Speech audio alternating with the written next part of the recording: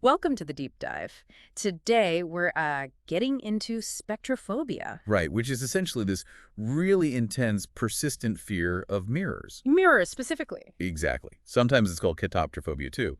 Comes from the Greek katoptron, meaning mirror. Okay, and we should probably clarify right off the bat, this isn't quite the same as isoptrophobia, is it? No, that's different. Isoptrophobia is more about the fear of your own reflection wherever you see it. Spectrophobia is really focused on the mirror itself as an object. Gotcha.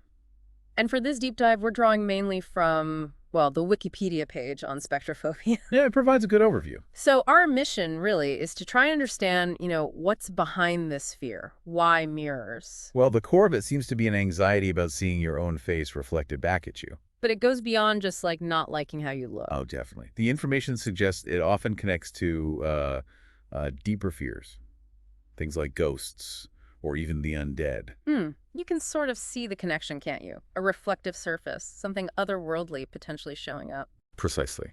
And from that general anxiety, you get these more specific fears popping up. Like breaking a mirror, the bad luck thing. Yeah, that old superstition.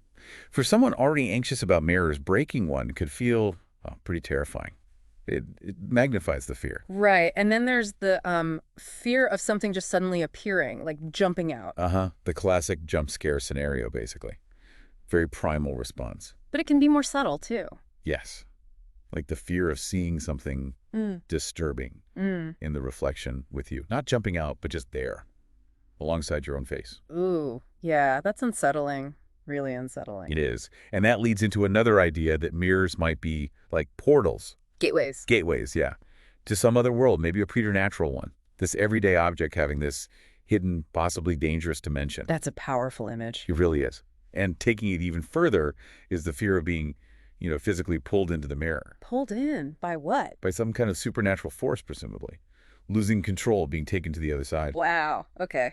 That's... Yeah. And maybe a bit more grounded, but still scary, is the fear of your reflection in the dark. Ah, right. When it looks distorted or just catches you off guard because you can't see clearly. Exactly. The familiar suddenly looks unfamiliar, maybe even threatening. So looking at all these different facets, it's quite varied. It is. And interestingly, the Wikipedia source mentions psychoanalyst Sander Ferenczi discussed it in his work too. So it's something that's had deeper psychological thought applied to it. Right. So if we're summing this up, the key thing is that spectrophobia isn't just a mild dislike. No, not at all. It's a specific phobia, a cluster of really intense anxieties around mirrors, often tied into these bigger fears about the supernatural, the unknown. It really makes you think about how everyday objects can take on such power, doesn't it, based on culture or just our own psychology? Absolutely. Which kind of leaves us with a final thought for you, the listener. Mirrors have always had this huge cultural weight, haven't they? Symbolism across history, in myths, fairy tales. All sorts of meanings. So maybe, considering that rich history, that symbolism, could that give you more insight into why an object like a mirror could become the focus of such a specific fear for some people, something to reflect on, perhaps?